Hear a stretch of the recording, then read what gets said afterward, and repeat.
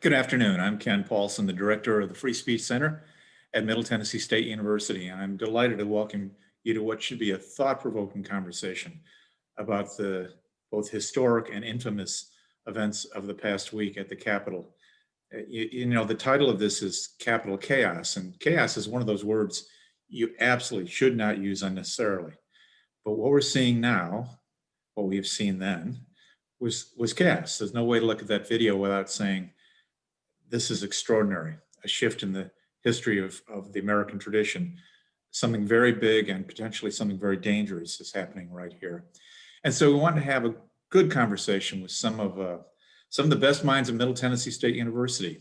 And everyone here today is someone who is a professor at Middle Tennessee State University, with the exception of David Plaza for the Tennessean, who I'm confident wishes he had graduated from Middle Tennessee State University. We hope to cover the gamut. There are a lot of folks here to address these issues. We'll have an opportunity later in the conversation to ask you for your opinions. More importantly, the questions you might have of these experts. So let me introduce you to this remarkable group. Dr. John Weil is a professor of political science. He is the dean of the Honors College at MTSU, and he is the author of numerous books on the U.S. Constitution and related subjects. Professor Lynda Williams, professor of criminal justice administration and a former deputy assistant director of the Secret Service. Dr. Sekou Franklin is associate professor of political science at MTSU and is currently the president of the National Conference of Black Political Scientists. I mentioned David Plaza. He is the opinion and engagement director of the USA Today network in Tennessee, and he serves as a columnist and editorial writer. He most recently wrote an editorial calling Senator Blackburn and Senator Hagerty, both Tennessee senators, complicit in the Capitol events. Ken Syler, he is MTSU's professor in political science and one of Tennessee's most respected political strategists and analysts. He also served as Congressman Bart Gordon's Tennessee Chief of Staff for 26 years. Thank you all for being a part of this conversation. You know, I've heard over and over again in the last 4 years, people describe events as unprecedented. And that adjective has come into extraordinary play in the past week. John, you're the student of history and an expert on the Constitution. How unique was this event in American history? It was fairly unique. Ironically, one of the reasons that we have the District of Columbia is that the government under the Articles of Confederation was unable to control crowds. And when they were meeting in Philadelphia in 1783, there were a group of militiamen who got together and basically stormed the Capitol. And thereafter, we had sort of an ambulatory Capitol. They moved to Princeton, they moved to several other cities. And in 1787, when the founders decided to write a new constitution, they decided that there should be force, the federal government should be in control of protecting its own institutions. Never, I think, in their wildest imagination, would they have anticipated that the person who's in charge of executing the laws would be asleep at the wheel, and even urging people on. In terms of history since the Constitution, frankly, the closest analogy we have is 1814. When foreign forces came into the White House, ate the meal there and burned it down and then burned the Capitol down. There have been a lot of demonstrations, of course, in Washington and elsewhere. And, our Constitution, First Amendment certainly allows for that, indeed encourages it. But there's, as we both know, there's a firm line between, reason and argument and violence. And I'm reminded, if I can just end with this, when the founders were debating the ratification of the Constitution, the Federalist Papers was published in its favor. And Hamilton asked in Federalist number 1, he said, the question is whether societies of men are really capable or not of establishing good government from reflection and choice, or whether they are forever destined to depend for their political constitutions on accident and force. And I think that's really the issue that this riot at DC lays before us. Thank you, Dr. Weil.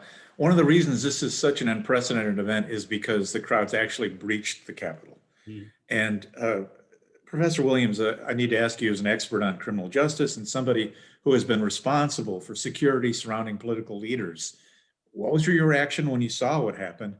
And secondly, how do you assess the law enforcement response to this event? Thank you for this opportunity. The images bear themselves out. What we saw was an atrocity on so many levels. And looking at it from a law enforcement perspective, all police actions are based on intelligence, and trust that intelligence was there. Now the question goes, was it ignored or discredited? And that determines the amount of response that is in preparation for an event such as this. So there has to be a thorough after action. Mass gatherings and things of this nature at the US Capitol throughout Washington, D.C. All of the experts there, all the law enforcement personnel are well-versed on security measures. And the Capitol is a well-oiled machine. So many things went wrong, but we have to take time to go all the way back, not to point blame, but to assess where we went wrong and then make accountability for that. That something of this nature never happens again. So given the circumstances, I mean, everyone who's watched that says, how could so much go wrong? And is there, if we had an announcement, there was going to be well, let's say there's a march, maybe a similar event planned for Inauguration Day. If you're the head of the Capitol Police, what are you doing right now to make sure that this could not be repeated? So the blue plans and the action and the security measures are already in place. The failure was that someone did not act upon those. They chose for whatever reason not to do that. The Capitol Police is one of many federal agencies located in Washington, D.C., but they alone don't have the resources, the manpower, or the equipment for a mass crowd such as this. There's standing memorandums of understanding that exist in Washington, D.C., and we see this played out every 4 years for inauguration, where all law enforcement, all walks of law enforcement converge on Washington, D.C. to secure a secure environment for the president in that whole event. So it's there, it was there then, Ken, and it still exists. A thorough action after report has to be done internally and externally to see where the failure went to execute this plan. It's I know Washington fairly well, and at the time of President Obama's initial inauguration, I actually was fortunate enough to have a ticket to go and see the inauguration. Security was so tight, I couldn't get there. And I mean, that's how tight security is. You not only do no interlopers get there, but people who otherwise would have been welcome to attend. So it was stunning. And I'm sure as a law enforcement professional, you had to be a little horrified. It was very much so. I can date myself that now I'm happily and gainfully employed as a professor at MTSU, retiring in 2017. But my tenure with the Secret Service date back to the days of Ronald Reagan. And even as a Secret Service agent or executive, you are not allowed on the Senate floor. So there are so many things that went wrong, and that even that public don't have access to through all the corridors in the Capitol. So again, we have to take a close look, because there were mobs and demonstrators and protesters all in secured area that is not even known to public on a regular basis. Dr. Franklin, I think one of the things that most stunned people watching this was, I wouldn't describe the police response as passive necessarily, and certainly many people were in danger, and each of them dealt with the incursion as they were taught to as professionals. But if you saw any of the footage of the Black Lives Matter demonstrations where there were interactions with police, it was aggressive, it was assertive. In some cases, it was preemptive, and that immediately brings to mind whether there are double standards at play here. Have you given that some thought? Yeah, I mean, I just put myself in perspective. I go back to the BLM, or Black Lives Matter protests dating back to 2014, and also going back to just in general protests historically, civil rights protests and other protests. I go back to the 1930s in terms of going through archives records, even FBI records. And definitely the response has been different, or was different. I'll give you just a few examples that since Trayvon Martin's killings, the as protests really rolled out in the streets across cities, there's been a heavy-handed response to BLM activists. And I've been in these meetings with BLM activists. Certainly in 2014 and 2015, I was definitely in the meetings and really kind of saw up front some of the planning that activists were involved in. And in many cases, you know, young people particularly there were mass arrests. You saw tanks flowing through the streets, for example, Ferguson. Even in Nashville in 2016, you can go to the Nashville scene. There's a picture of armed security, armed basically military folks on top of buildings, really watching, you know, BLM protests. In August of last year, the acting secretary of DHS basically said that they're going to target BLM activists and loop them into Antifa, which you know they're different groups. And so there's been a fundamentally different response. On June 1st, the BLM protest there on June 1st of last year, you know, 315 people were arrested. Last Wednesday, 61 people were arrested. And it basically was an attack on the Capitol. And just to put this also in context too, that typically, you know, having been involved in protests, observed them, studied them, all the above, typically just before you even engage in a protest, there's an internal debate about whether or not you should like get a permit. Like that's always a big debate. A lot of activists don't want permits, but that is a big debate. If there's a general feeling that activists will cross the line in such a way that it will require it will cause a forceful response by law enforcement. Sometimes you'll get back channel responses from people in law enforcement or people in government that you may want to be careful about doing this or doing that. I've seen that happen. I saw that happen this summer. There was some back channel messages sent to folks as well. And then also activists, you know, historically, most activists will have an internal security system in which they will monitor whether or not activists are going to be attacked, and they'll also try to prevent activists from responding or overreacting as well. So there's a lot of internal checks and balances that go into place when it comes to activists. So not only was the response by law enforcement different, but the internal mechanisms and checks and balances that BLM activists put in place are entirely different than what you saw last week. There's a certain irony in this, in that you know, Black Lives Matters activists are not saying you should have beaten those folks at the Capitol up. I mean, restraint is almost always a good thing by the police department. It's not that, it's where was the restraint during Black Lives Matters? Yeah, I mean, again, I'm saying this also as an academic, but also being in the planning meetings. I mean, when you go into these protests, there is a real, you have to do almost what Martin Luther King called a self-purification, because, and I've had to do that too, where if you're going to go out there and protest, there's a chance that you could be beaten, there's a chance you could be arrested. I've had situations myself where I've been involved in activism, and I've had to look over my shoulder coming home fearing that I'm going to be attacked by law enforcement. And this is me as a college professor, not just on one occasion, but on at least a dozen occasions. Not to say that it has happened, but that has been a fear. And every single activist who has frontline activism, who I know in Nashville, every single one has had that basic fear that once they step into the arena of activism, particularly around police reform, they're going to expose themselves to a reprisal.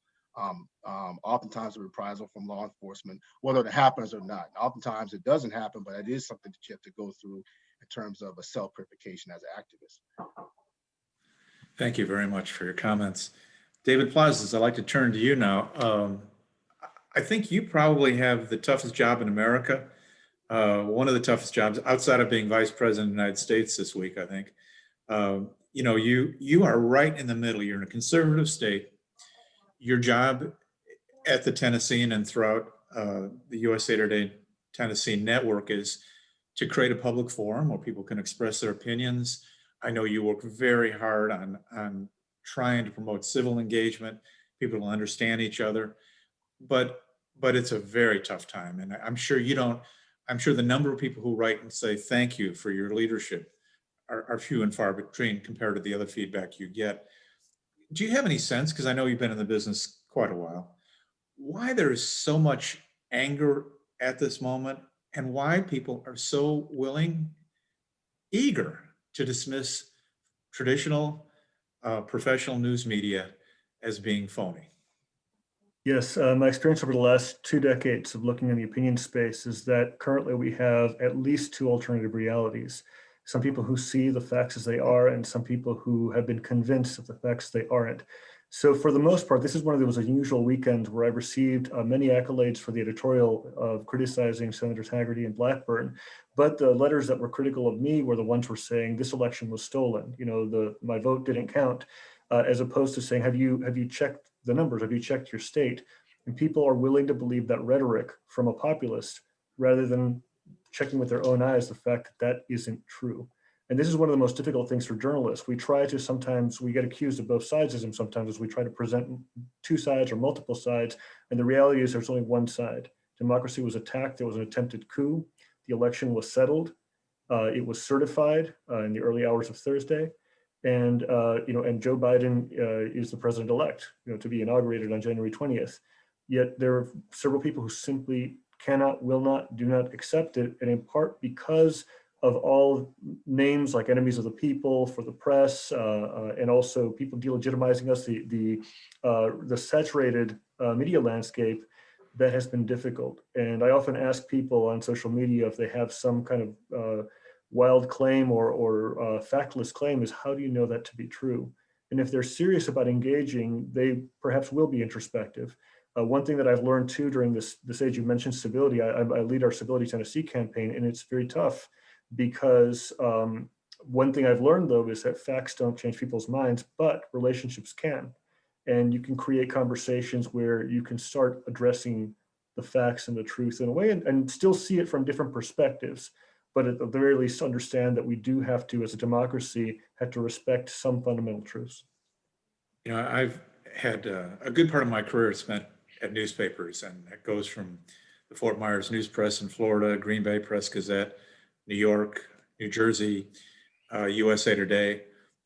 And there were always people saying we were biased, always. But they weren't necessarily the kinds of voices we hear now. There were people from the north end of the county saying we were biased against the south end of the county, or that we devoted too many of our resources to covering this particular sports team, or whatever it was. There was always complaints about the newspaper, but these are different. And given your 2-decade span working with the public, I'm just curious, was there a moment where you said the switch has been turned, the rancor is more severe, the anger is more at the surface? Yes, so I've been thinking a lot about that particular question in the context of the 2018 Senate race between Senator Blackburn and Governor Bredesen. And Governor Bredesen, in my opinion, was running as if it was still 2006, pre-Great Recession, pre-President Obama, pre-Affordable Care Act, pre-growth of white supremacists as we've seen them today. And so there was almost this reality, and traveling across the state as I did, people had a fundamental feeling of loss. Somebody's taking my job, somebody's trying to take my faith, somebody's trying to take my guns. And it was very difficult. I did my best to have conversations with people at Rotary clubs and elsewhere, and those could be at least effective for a moment, but it came from that insecurity, which is not new necessarily. In our country, we've had many periods of this. And we can talk about, BLM has been mentioned as well. I mean, there's a racist element to this as well. And one of the things that I'm very concerned about, one of the conversations I've been involved in is, well, post-Civil War, we saw Reconstruction and then saw Jim Crow lead them. Does this mean that now the losers of this coup are going to dictate how our rights are going to look like? It's happened before. 1834, free Black men were stripped of their voting rights. And I only mention that is because there are fundamental consequences for not protecting democracy and the rights of all people. Wow. Okay. Thank you, David. Professor Syler, I have a lot of admiration for all the work you've done in politics, particularly in Tennessee. Almost 3 decades working with Bart Gordon. Traditional Tennessee politics as well as anybody. But I found myself thinking about this event today and thinking, what does Ken have to draw on? They weren't insane during his 30 years. It wasn't this 30 years ago. A majority of Republicans didn't refute Republicans in Congress didn't refute the outcome of an election. this is not politics as usual. Something has changed. Can you talk through what you've seen happen, how this has evolved, and where we are now? Sure, Ken. Thank you. That's a very good question. And I think one that really tears at this whole situation of our democracy. There's no question that in my lifetime right now, we are far more polarized and divided. And if I had to go back and look at it, I would say it started roughly in 1994. We'd been in office for a few years.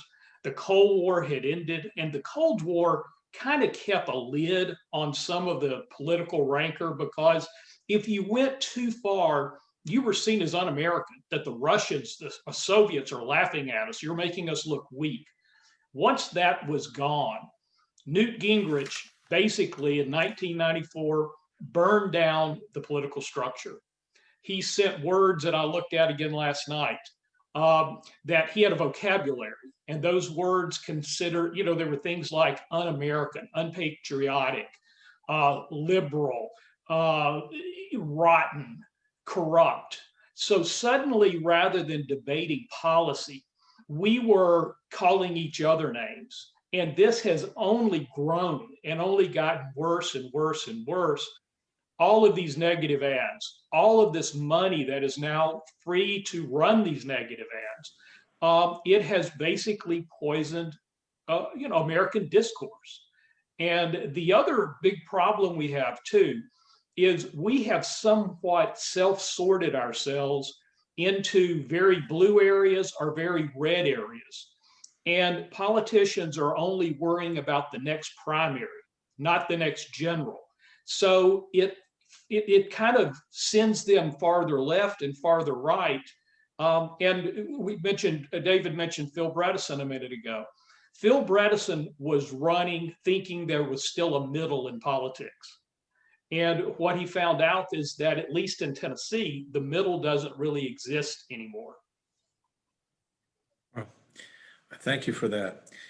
Well, what I want to do now that the audience has met all of you and heard a bit of your own expertise, I'd like to open this up to a broader conversation about, you can listen to this and frankly, none of it is encouraging.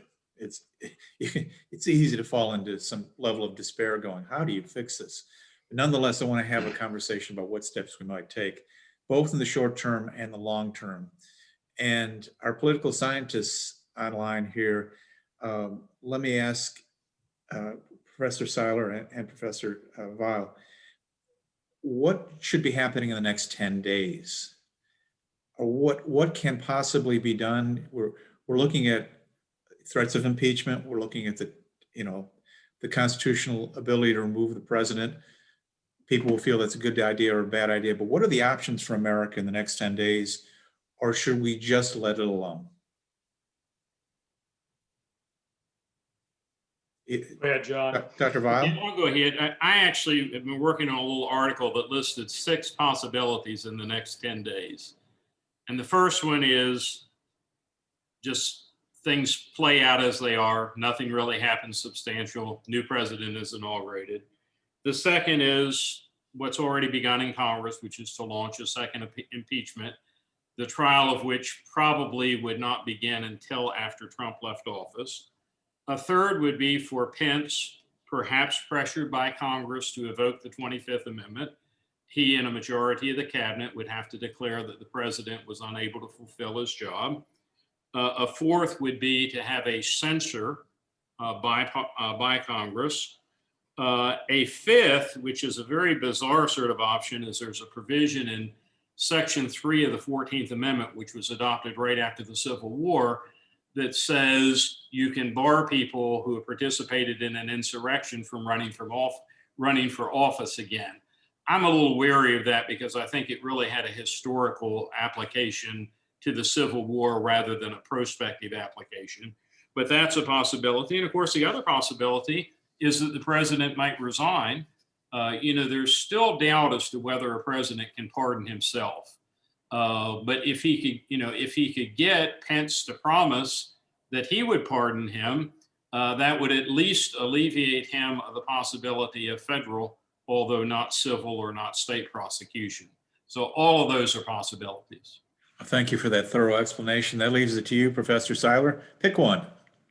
Well, I think before you impeach, before you exercise the 25th Amendment, those should be done only under the most severe circumstances. So there's some questions, some basic questions. Is the president an imminent threat to America?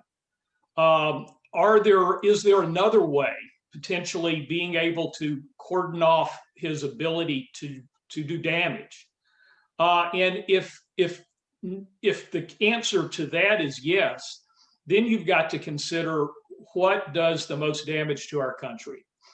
Exercising the 25th Amendment or impeachment, or like John said, letting the clock run out. So those are tough decisions. And then the other, if you truly believe that the president, indicted a coup or instigated a coup, then a lot of very principled legislators are going to feel like there's only one thing for them to do, and that's punish the president. So there are lots of questions that each individual is going to have to answer. So I joked when I said pick one, but let me ask, what is your wish? What do you think would be best for America? I think the best for America scenario is probably running out the clock. It's probably, no one's going to be happy with all of this, but if you can say that no more damage can be done, and we can ride this out, that's probably the less divisive thing to do. But again, that's a tough decision. One other short-term consideration, of course, is the inauguration. And Professor Williams, I asked you to touch on this briefly before, but there are people saying that we should actually move the inauguration inside, that there is a genuine threat to the Capitol now. There's a general threat to the president, future president of the United States. Does it seem that dark and dangerous to you? Well, again, everything is based on intelligence, and that's an analytical perspective of what's going on. In the history of the Secret Service, only one inauguration was moved inside, and it escapes me right now, and that was due to inclement weather. No, the resources are there. They were just not exercised. They were not, adhered to. But this is nothing new as far as threats. The challenge is that this is coming domestically, in addition to all the other threats that we look at. But trust, the resources are there. Everything that's needed to secure a safe environment is in place. We've gone through tumultuous times before, but never from what I teach and has the qualifications to be identified as domestic terrorists has existed. So we need to make sure that we tighten up. Again, there will be time for after action, but we know every 4 years this event occurs. So again, you bring in additional resources, you tighten up on those that's there, and praise God, in the history of the Secret Service, we learn from incidents that have happened. And, with in the latter years of our existence, we have not lost a protectee, but the resources are there. And just like times are changing, the equipment, the analytical world, the intelligence world, is all that feeds what resources are needed to secure a safe environment. So no, there's no need that should change. But the job and the execution of these things already in place just have to be enacted. Thank you so much. I want to remind those who are watching this today that our panelist is prepared to answer questions. If you want to post those via Zoom, the chat function there, it's not available if you're watching this on Facebook Live for technical reasons. I want the panelists, if you will, to just pretend that you've been named to President Biden's commission on fixing everything, and we're looking to you for solutions. Before I was promoted to moderator here, I was a panelist, and thanks to Clean Living, I became moderator. So let me just share one thing. If I'm a member of the commission, what I would do. What I'm worried about is the lack of knowledge in America. That you know, all these folks who descended on the Capitol, I think there are some common elements here that we don't often enough acknowledge. They are angry, but they actually believe President Trump won the election. So they are incredibly misinformed and eager to embrace those lies. And that doesn't excuse any of the conduct, but it tells us that what's really missing from society is knowing what the truth is. And in my view, politicians have found a way to divorce reality from the truth. They've created an alternate reality, alternate facts, if you will, and people for their own reasons are ready to embrace that. I worry that with the situation we have with America's newspapers, where they are in decline everywhere, many newspapers will stop publishing. And no one talks about, you know, the best way to know what's going on in the world is actually to read a national newspaper and a local newspaper and watch your local television and watch your local news. Do it every day. You have an obligation to do that, just like flossing and brushing your teeth. It's part of maintaining your role as a member of the United States of America. And I often preach about how people just need to subscribe, because journalism, good journalism, only comes about through revenue support. And if you can pay reporters, you can have good journalism. I don't know what happened to that. I mean, it feels to me like the digital environment that has swamped everything, the digital disruption, didn't mean to take out the guardian of democracy, but apparently is. And I feel like if I'm a member of that commission, I'm looking for ways to help fund local news organizations so people have access to the truth. I will now return to my lofty position as moderator. The rest of you, what would you like to do? What do you think really needs to do in terms of the big picture in getting this anger, resentment, violence, confusion, cynicism addressed as a nation? I'll try to answer that a little bit. And let me put in a plug too for the media, Ken and David.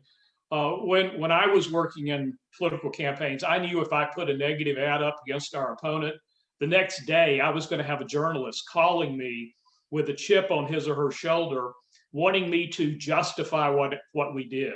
So I was ready. I made sure we had the information, made sure it was right. As newspapers started losing staff and our media, our electronic media, suddenly it was like you were playing a game and the referees were off the field. That was just not there anymore. So that is one of the things that started us down this trail of harsher and harsher and less truthful advertising. So we've got to start demanding from our politicians, from our elected officials, to some extent, that they clean up their act, that we are not going to react like mice in a behavioral inbox. You know, every time we see an ad that pushes our buttons, we want you to talk about issues. And when we say change, they will start to change. You know, Thank that you. we haven't talked about is the social media landscape. And there's been a lot of conversations about the company's power and influence. As we all know, President Trump has been is no longer able to tweet or post on Instagram or Facebook. Angela Merkel, the Chancellor of Germany, called that problematic. And I know that some people can be critical of that, but the question is who gets to control who speaks? And it's not a First Amendment issue because these are private companies, but in a sense, they become public platforms where politicians have been expressing their views, and they can actually be sued for blocking people if their constituents with this quasi public forum. I'd be very curious about sifting through the politics right now. Many Democrats, when they've had hearings, they've said, well, these companies are too big and they need to be broken up. Many Republicans say, well, they're targeting conservative voices and we're not getting at the truth. What are the real regulations that need to be created to allow for open dialogue, truthful dialogue that will also not destroy other industries per se? Because I'm very concerned about what you're talking about, Ken and Kent, related to the landscape right now. People are believing a tweet over looking into this information. And I know many of you professors would give an F to a plagiarized assignment. And we don't do that in the public square. And the loss of shame is another reason. And this is one of the reasons why the censure concerns me a lot. You may be able to censure the president, but would the president actually care? Would that mean something? But that's another issue altogether. Any other thoughts? If I can I, take it to another perspective, and being in law enforcement, so I look at it differently, but the commonality here is that in order to resolve a problem, you have to get to the root of the problem. That's why, of course, through the media, and I've learned to embrace them in so many different levels, and you have to test to see what you know to be true. But with the political atmosphere, that's why we have politicians in place, hopefully to do the right thing. But when you go into a problem, not that everybody has to agree to the problem, but they have to understand that there's a problem. And one thing we know is that a lot of this was incited from our commander in chief. And then when you have an attorney general that is the chief law enforcement officer of the country, and both of these entities that sit at the top of our world are, stating that systemic racism does not exist. And, I challenge the attorney general, but you have to acknowledge this. You can't discount something just because you have not experienced this. And so that leaves that lens so that we saw the difference in response at the Capitol versus how it has played out this summer on Black Lives Matter. Let's not confuse ourselves that, we have a dual criminal justice system. The Black and brown communities are treated different, but it takes us, all of us, to make sure that we put those politicians, that we put those people in there that represent all of America. And we can agree to disagree. But I, not only being a Black woman in law enforcement and speak to such, you can't tell me what it is to be me. You need to understand that there is a difference. And I am glad for the new administration. And I'm, being an agent all of my life, I know how to be apolitical and do my job. And so that's what the task is when we put our leaders in this next president and his and her administration, that they serve all of the United States, not just a part of it.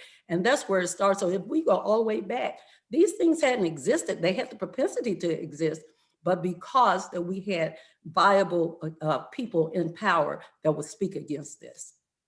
You do remind me that every time we've had a major internal scandal in the nation's capital, there has been, let's just say, a questionable attorney general involved. We certainly saw that in Watergate.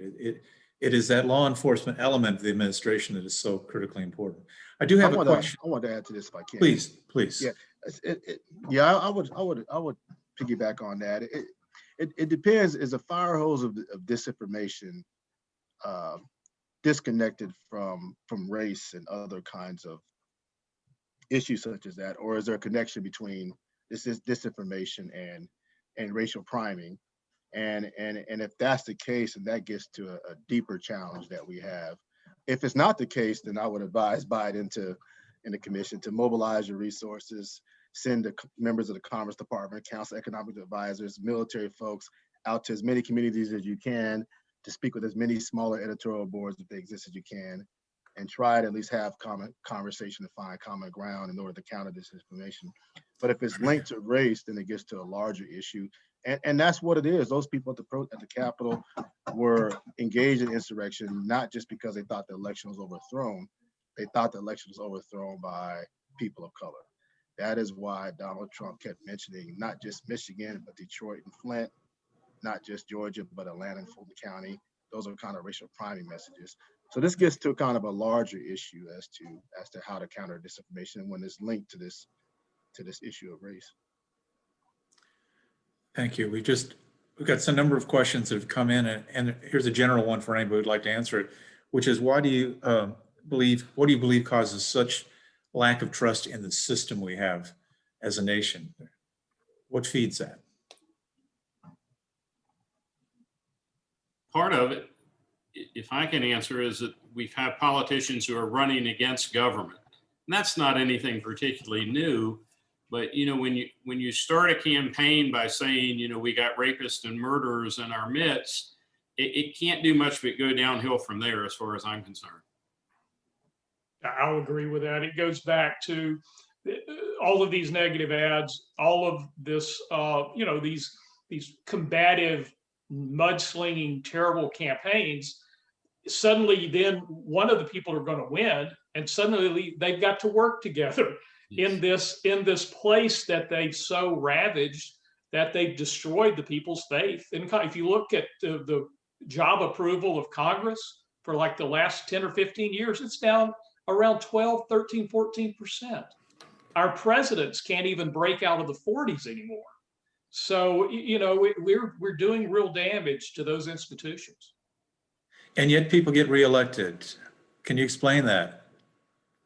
Well, there's always been something of a disconnect there, and people hate Congress, but generally like their member enough to reelect them. Now, even that is starting to fall off a little bit. And like I said earlier, most of these districts are overwhelmingly one thing or the other. And so generally people are just trying to get by the primary and then they're reelected. I want to mention There's those. an op-ed that I'm going to be posting later today about knowing how to lose. It's by a candidate for Senate who lost a primary last year. And it's this whole notion that even though you had senators like Hawley and Cruz say, we are speaking for the 73, 74 million people who voted for Trump, they lost. And we have a common ground is that we accept elections, fair and free elections and their results, and move on and then go on to the next election. And, you know, accepting those truths is what's important. And that's not a compromise. That's simply the way our system works. For those who are listening and watching this event, I want to tell you, we deeply appreciate the questions we've gotten. And there are many questions that we can possibly cover here. So I'm going to pick some of the most intriguing as we move forward here. It has been this past weekend when Twitter said President Trump could no longer be on its service. We know that Facebook suspended his presence as well for at least a period. And now Parler, which is where many conservatives went to when they were banned from Facebook, looks endangered because of the restrictions being put in place by the app providers, Apple, and service providers, Amazon. They basically put Parler out of existence. And one of the questions is addressed to me because I run the Free Speech Center and work on First Amendment issues. I will share with you that I'm not troubled at all by what Twitter did involving the President of the United States. It is a private company that not only do you get to make the call because you have a private company, but because you can set the standards for your company. And it's no shirt, no shoes, no service, but it's also, we're going to have a place, it's a marketplace of ideas. But if your ideas are violent, if they assault women and minorities, you can't be part of our landscape here. You can't participate. And I respect that. I think standards are very important in media. And there's no First Amendment protection for it. And they warned the president, they kicked him off. I think that's perfectly fine. I will say I was taken aback when you have a controversial service like Parler that gets wiped out in 48 hours because its business partners so deeply disapproved of the way they did business. They said they didn't maintain standards. Does anyone else have a take on that? Oh, and I have one great question from Professor Coleman at MTSU. Keontae Coleman says, what about Comcast and other cable providers coming down hard on OAN and others who publish content that just provokes the crowds? I mean, in a sense, it sets a dangerous precedent because many of these companies hadn't acted in the past.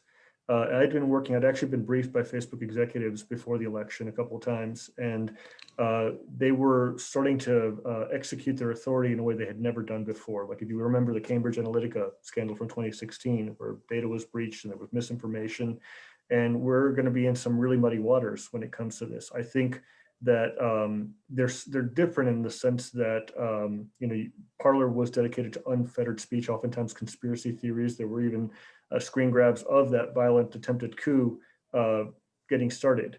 But then again, everybody, you have essentially the most powerful. It almost reminds me of the United Nations. The most powerful nations, which may be doing some bad things, are punishing the less powerful nations because they can. And so there's not a level playing field right now. Thank you. Professor Syler, I've got a question I think that is right up your alley. If you want to be the Republican nominee at the end of Biden's first term, and we know that Hawley and Cruz both want that to happen, why would you align yourself with Trump rather than break out against him? If you align yourself with Trump, you may be setting him up to run against you in 4 years? Yeah, that's the big question for Republicans. Really, Republican office holders and candidates can't move on until the Republican base moves on. The Republican base is still pretty solidly Donald Trump, even after Wednesday. And I don't know when or if they will start to move. I think it's pretty safe to say right now that Donald Trump is not going to be a threat in another general election. But could he steal another nomination? He could. And it's all up to the Republican base. When they move on, their leadership will move on. And do you think there's any chance that moderate Republicans would break into a third party? Anything can happen right now. You've got moderate Republicans that are unhappy. Before Joe Biden won, you had some moderate Democrats who aren't real favorable of AOC and others. So you've got some people wanting to reestablish the middle in American politics. I still think it is probably a minority of people, but there are people on both sides that are looking for something different. So I've got a couple of questions actually about the same topic, similar topics, which have to do with our collective roles as professors. Given that we have a society that is divided, that is angry, and doesn't share much common ground, is there anything we can do as professors in our classrooms to model what should be happening? And is there anything that universities as a whole should be doing in their communities to promote understanding and reduce division? I'll take that. One of my mantras in my class is where reality meets academia. Because this is the real world. We talk about what's in the textbooks, and that's important. My classrooms are open with the premise of respect, that we can agree to disagree, and this generation is totally different. But we hold those in leadership to a higher standard. I'm sure any of us in any of our appointed positions, we can talk and teach to a myriad of different backgrounds without showing our partiality to any. And of course, when the president of the United States goes unfiltered and unchecked, it lays that very, very, background to this problem that we have. This is America. People say, well, this is not America, but yeah, it is, the good, the bad, when you pull the onion back. If you believe a person for what they show you, so we never thought that it would culminate to this, but are we surprised? I am not. I'm surprised of how everything played out and how, the responses to all of this. But again, we have to be, that democracy that our very country was founded on, that all people, and even with all the rights and passage, of civil rights and, voting act, that is our voice. And so now that the America has spoken, and this is our voice, then how can you change the rules of engagement and say it's a fraud and stuff like that? So again, it goes back to the core of the very people we put in office, and to include Congress, that you're supposed to be a check and balance for this. There is a table of penalties in just about every, facet of America, but yet it goes unchecked with our presidency. So again, there's an accountability, but in our classroom, I think they need to talk about this. They need to be able to express themselves, and you can guide that, with understanding. Anyone else with a thought about the classroom? You're off, John. John, you're moving and I don't hear There it we getting go. worse. Let's try that. Does that Okay, work? thank you. Yes, thank you. I'm going to say, I've just been in an extended conversation, which I finally cut off with somebody on email responding to one of my editorials. And that a lot of people seem to think that they make an argument simply by calling somebody a liberal or calling you a fascist or whatever. And, it's almost like we need to go back to basic reasoning. What are the elements of argument? And we, unfortunately, when you have a president who models presidential debates by, picking out Lion, Ted, and, all the different terms that he had for individuals, it's not surprised that other people follow and think that they have a conclusive argument. That's a good If I point. could add, I'll add one more thing there very quickly on what we can do. Really, I try to teach my students to be good consumers of information. There is so much, there's so much information out there. They've got to be skeptical. They've got to look at a bunch of sources. They've got to, first of all, understand that no one is 100% right. And if they've got that in their head, you just need to forget that. There are two sides to the story. Try to get to know both sides. Yeah. I wanted to You add know, to that if I can. Please. Yeah. Part of the issue, I think, with those of us who are faculty, but also the media, is we have to find a way to tell stories better and make those stories that are important, everyday stories. And I'll give you an example. When Will Campbell died, the kind of famous, civil rights leader, I wrote an article in the Nashville Scene about it, an essay that really argued that his story is a better story to tell for the South than the Confederate regalia that oftentimes is the center of most of our conversations. And the argument I was making was that there was a white working class set of grassroots leaders who aligned themselves with the movement. That is a story that has to be told and can be told. And I make that point here in Tennessee. We've had, Black and white state workers, including university workers, align themselves against a privatization scheme by the governor. We've had, if you go to Nashville and you look at the arguments about pro-growth development, they've often brought Black working class folks with, interestingly enough, conservative white folks, at least in alignment. And I'm just making the point that there are better stories to tell around policy, around issues. We're just not telling the stories, and we're making those stories operate as if they're anomalies or distant or remote from our experience. And I just think in the classroom and in the media, positioning those stories where you find groups that are theoretically distant from each other, but in some respects they may not agree, they may not like each other, but they're in alignment. Positioning those stories at the forefront of our experience can help us try to work through this mess that we're in. One of the things that runs through all of our conversations as professors is what we perceive as a lack of critical thinking.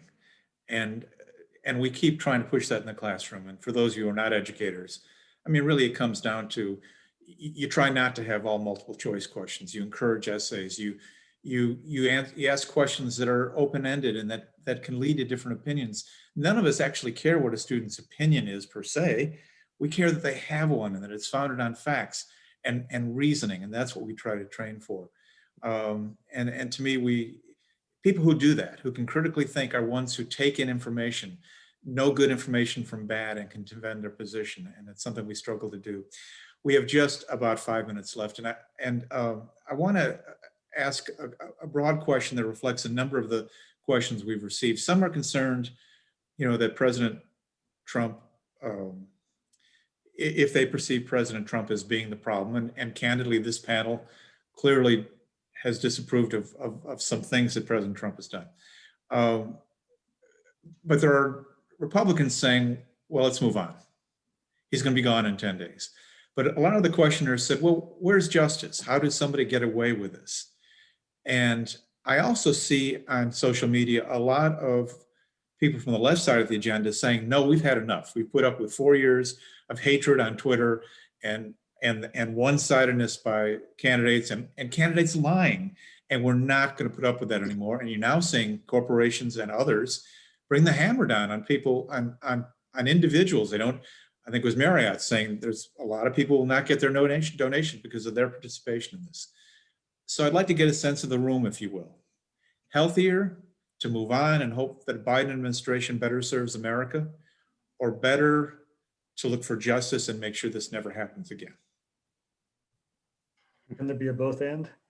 And the reason I mentioned that is that President Biden does have to move on with issues like coronavirus, where more than 370,000 Americans have died. That has to be his number one priority.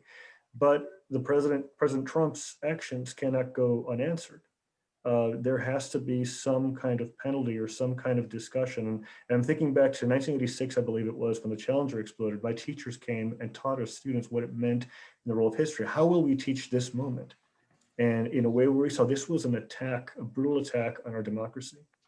And what can we do? And it's not the question of retribution or enemies lists, those kinds of things, but how do we strengthen this? And how do we essentially say in the House and the Senate, certain things are not okay?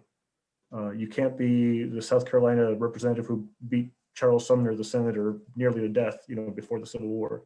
I mean, there are things that are simply not acceptable. How are we going to basically make sure that this is a great institution again, that we feel safe and that we feel empowered and we feel that justice has been served? Anyone else? I would want to add, yeah, I'm not a fan of moving on. It has to be addressed. I'm not a fan of like either vindictiveness or revenge, but you just can't allow people to engage in what essentially could have been a kidnapping or an execution of the vice president and Speaker of the House with Confederate regalia and with anti-Semitic regalia celebrating Auschwitz. And on top of the fact that there's been 2 or 3 armed militias that have gone into state legislatures or surrounded state legislatures, and at least two potential kidnapping attempts. One against Michigan, one that wasn't discussed was potentially one against Virginia, the governor of Virginia, the governor of Michigan as well. You just can't allow for that. So this has to be dealt with. This has to be addressed. We don't know if, I lived in DC for 5 years. I don't know how they got around the Capitol like that, just inside and outside, in this room, that room. So this has to be addressed because it just can't be tolerated unless we expect it to happen again. And I'll echo that. It's a force multiplier. Certain things are priority, which is, we know, the pandemic that's ravaging our country. But that does not mean that we cannot multitask. We have to do that.